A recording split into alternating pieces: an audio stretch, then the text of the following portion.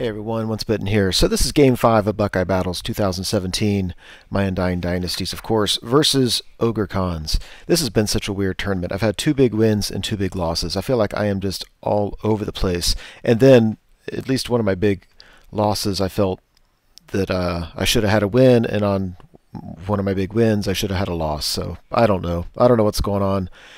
Having fun with this list, though. So, playing against Ogre Cons is always interesting for me because that's the army I play against the most, and I play against just a really, really good opponent. So for the most part, when I play anybody else playing Ogres, I'm not walking up to the table scared. I pretty much know what they have to offer. I'm playing a guy I've never played before, but I know who he is, and he's done very well at this tournament in years past. I know he's won Best General a couple times and stuff like that.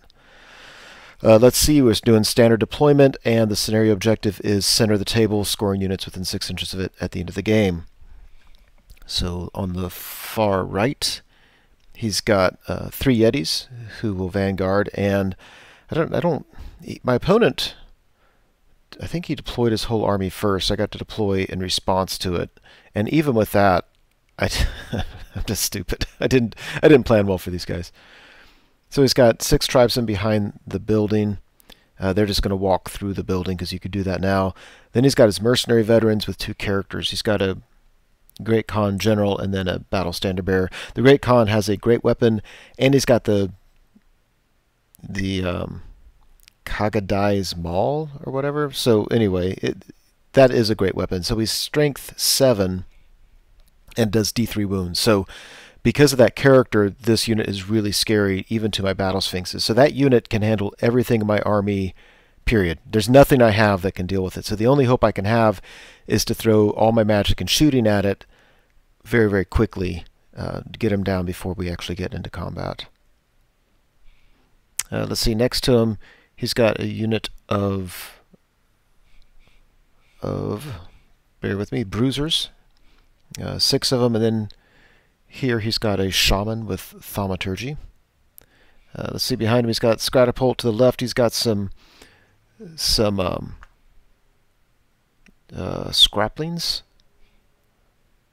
I'm looking for the new names on my sheet. Another unit of scraplings, and then he's got a mammoth hunter. And those guys are always a hassle. So, yeah, so you can kind of see what I have. I've got a casket on the far right, a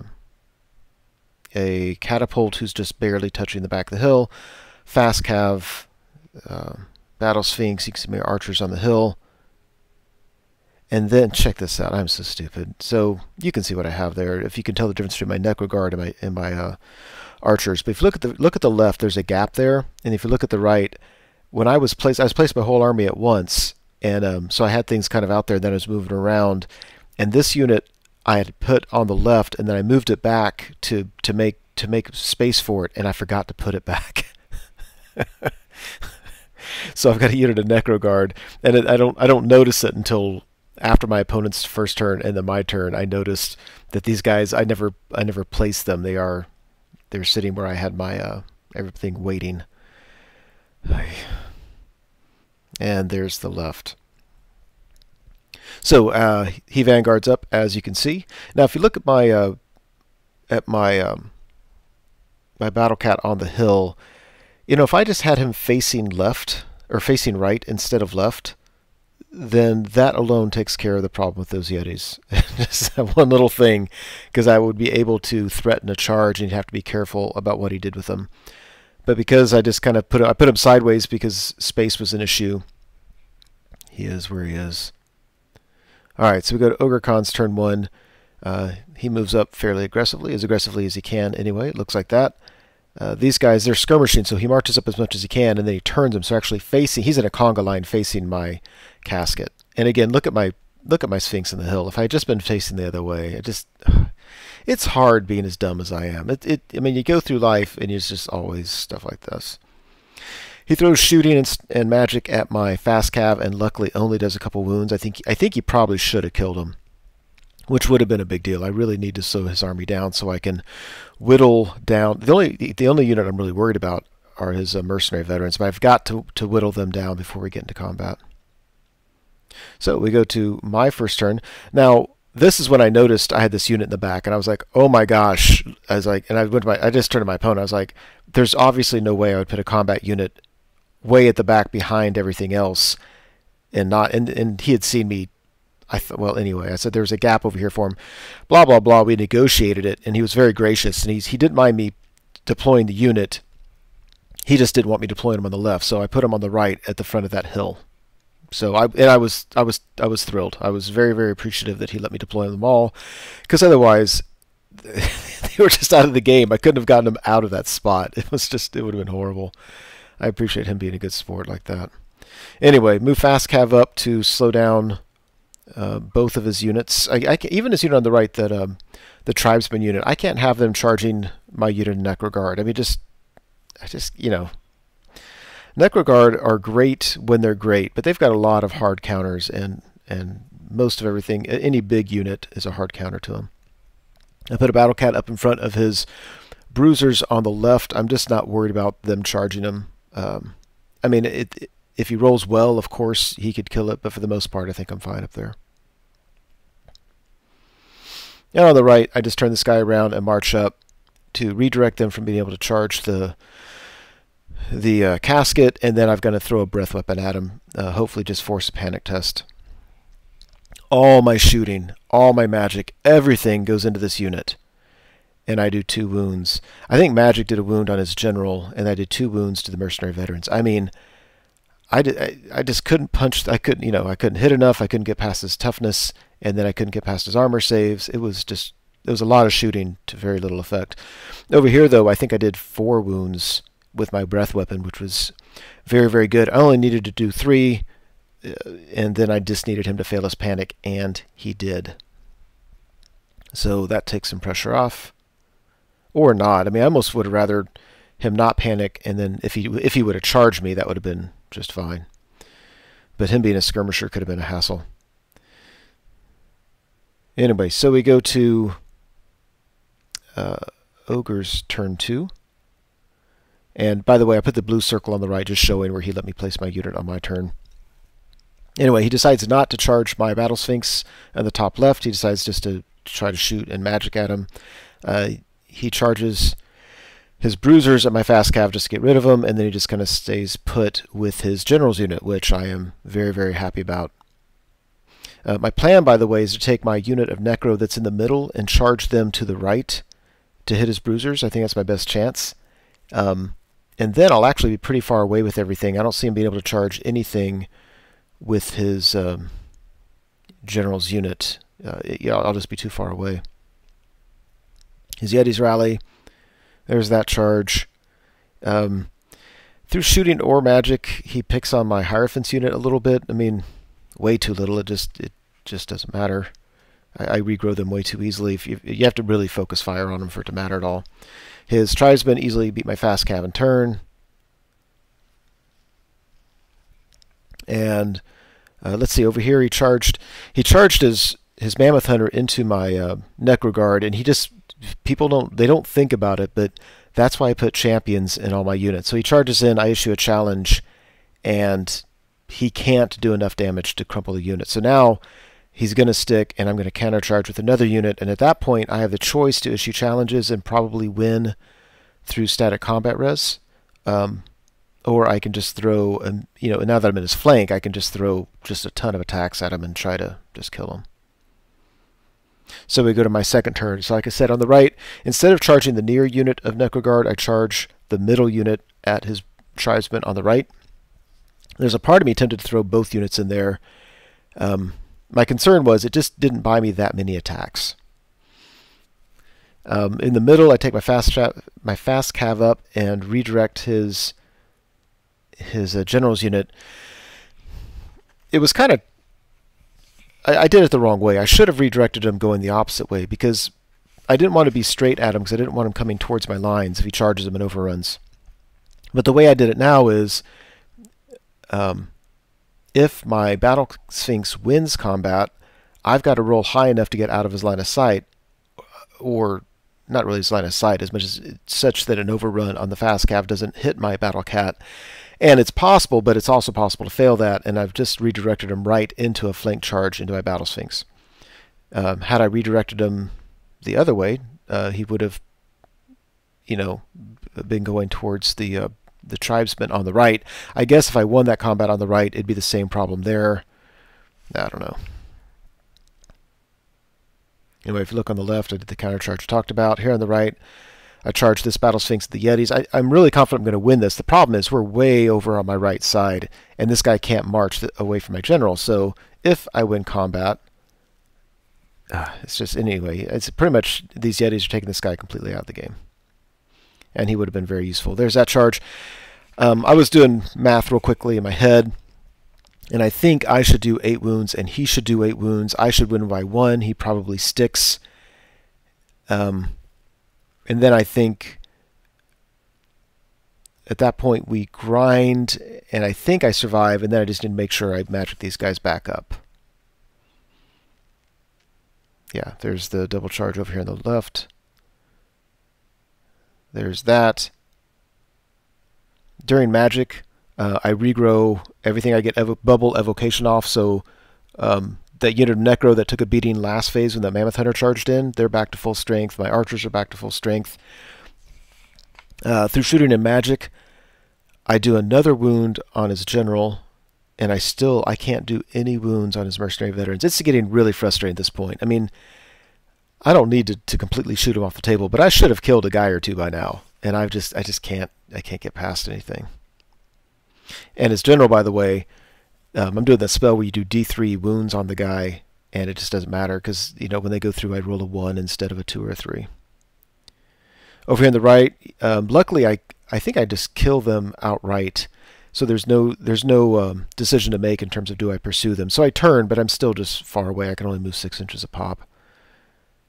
And over here, it's funny how this worked out, because now I realize I've just totally lost that unit. But I charged in, and instead of 8 wounds, I only do 7, which is close to what I should have done. Instead of 8 wounds, he did 9 to me, which is only 1 more than he should have done. But that 2 wound difference made all the difference in the world. So instead of winning by 1, I lost by 1, and so I lost 10 models total. And now I have so few guys left that no matter how well I roll, he's going to kill the rest of the unit.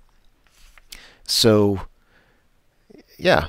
But then again, the only alternative I had here was if I had my black Battle Sphinx, he would have handled it well, but I didn't have anything to handle the Yetis. In hindsight, because I don't know, my opponent deployed first, and I could have reacted. It's so frustrating. If I put a Necro unit to the far right to deal with the Yetis, none of this would have been a problem, but I'm an idiot. And here on the left, speaking of being an idiot, I do win the battle with his shaman and all his bruisers, which is awesome. I pursue him, and he rolls like a 3, and I roll like a 3. So it's wonderful that I caught him, because otherwise he would have saved all those points. But the bad news is now his mercenary unit can charge my fast cav and then overrun into my Battle Sphinx. And they are particularly well suited to kill that thing. Over here on the left, I didn't kill the Mammoth Hunter, but I did enough wounds to him that I won combat and broke him. And not only did I break him, but again, he rolled like a 3, and my guys caught him. And the only bad news is that it exposes my flank to that scrappling unit up top. But for the most part, that was a good exchange. And if the scraplings charge in, you know, you just never know what they can do. They're just they have really bad stats. So Ogre's turn 3. His scraplings charge in the flank of my Necro unit on the left. His mercenary veterans charge my fast cav. And then he doesn't have a whole lot left. After that, he just has shooting left. So that looks like that. There's that. Let me think. I think he charged his Catapult into my Battle Sphinx as well. So it's just more attacks. You never know what's going to sink through. I think at the time I'm thinking this is overkill. He's going to easily beat that guy. He should have not charged in and just shot at me. But whatever. And then he does that. He gets into combat and he does nothing. I mean, look at that. I started with 1 wound, and now I only have 2 wounds. So if he won combat, I don't know. Let's go back one. It looks like I finally did some wounds to his mercenary veterans. And so he's down to 2 characters and 3 mercenary veterans. And now, so it looks like I did 3 wounds on his mercenary veterans. His general got a wound back. So I didn't do that many wounds. He must have won combat in this. So he probably my assumption is he did no wounds. I took 2 wounds through static combat res, or he did 1 wound and I took 1 wound. Whatever. Blah, blah, blah. I survived. I couldn't believe it. I still don't expect to live through this, but I survived. And I'm going to get to swing again before dying. And so my hope now is for this guy just to, if I can just get points for the mercenary veteran unit, even if his characters stay alive, that's kind of a big deal, because otherwise I just really have no way of dealing with him. After combat here, yeah, I mean, this kind of went about as well as expected. I was really hoping I could reform. It would give me so many more attacks, would take away his big flank, and I couldn't do it. So I've got a unit here that can't support, and yeah, it's not ideal. And here on the right, yeah, I do I think 2 wounds to him, and he finishes off my Necro unit. So Undying Dynasties turn 3. The only thing I can really do is I charge my backup Necro unit into his tribesman on the right. And after that, I try to bring my Battle Sphinx on the right closer to combat to do something. Even though it seems like I'm doing the same thing I've already tried, this time instead of starting with 8, he's only starting with 5. That makes all the difference in the world because I swing first. In shooting, I've got nothing really to shoot at, so I'm shooting at the scraplings on the hill. I kill a bunch, they pass their panic. After combat, look at that. Yeah, I did enough wounds that he only did 2 wounds back, and we beat them. They fled through the building. He failed a bunch of dangerous terrain. He now rallies on half leadership, and those guys end up running off the board. If you look on the left, this time around, I was able to kill another mercenary veteran and to put another wound or 2. So he only has his champion left, and he's got a wound or 2 on him. So I'm hoping through shooting and stuff I can still get that unit. His characters I've given up on. I don't think I have any way of killing them. And lost a Battle Sphinx in the process. That's probably as good as I could hope for. We go to Ogre Khan's turn 4.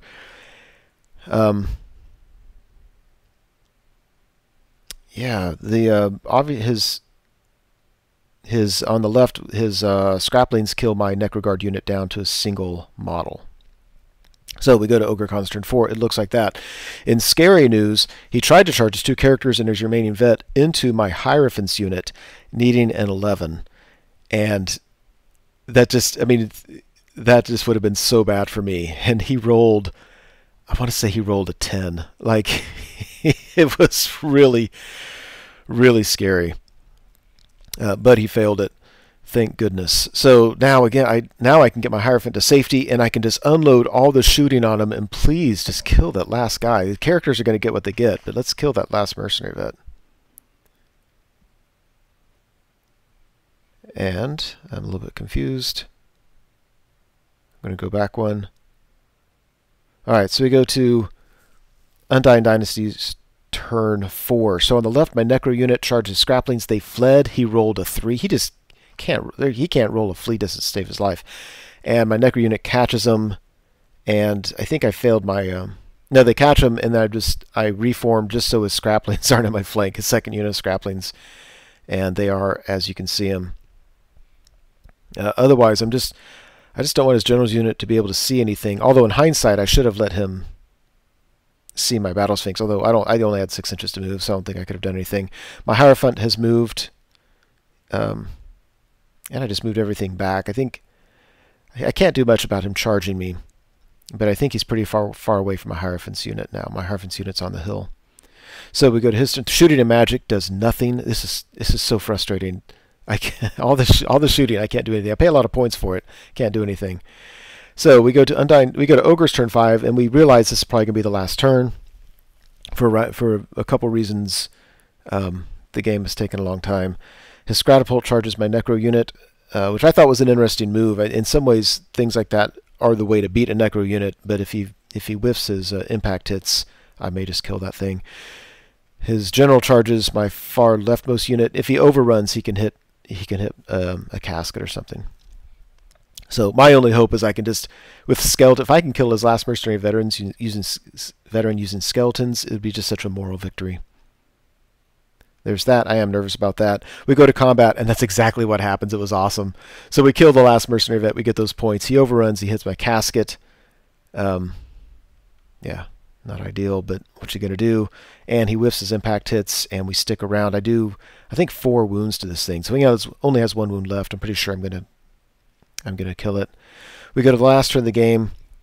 It was funny. I was gonna charge my Necro unit. Attempt to charge them into his catapult just to make sure, and my opponent reminded me, he's like, well, instead of doing that, I want you just walk forward and sit in the middle of the table so you can get the scenario objective.